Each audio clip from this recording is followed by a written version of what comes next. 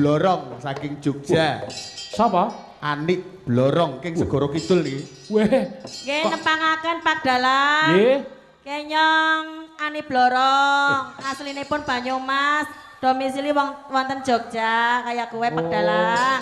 Asli Banyumas. Oh, Iya. asli Mila Banyumas. nyuwun ngapunten yen to enten basa ingkang boten trep kalian mriki lain ladang, lain belalang, lain lubuk, lain ikannya, beda tanah, beda budaya. Lah, bedane nek mriko karo niki bahasane napa Mas Gilang? Nek teng ngene nyong A, Ah? nek teng mriki O, kaya kowe. Contohnya nek ngopo nggih dadi Ngapa? Oh. Sego ya dadi Segak. segak ngeten niku. Oh. Nggih. Dadi A, dadi A. Iya. Oh dadi A. Ah, iya. Dadi nek Pitakenan apa jenengan? Mumpung enten piyai ini teng mriki lho niki. dadi nek apa mau sego Sego dadi segak, Segak. ngopo dadi ngapak.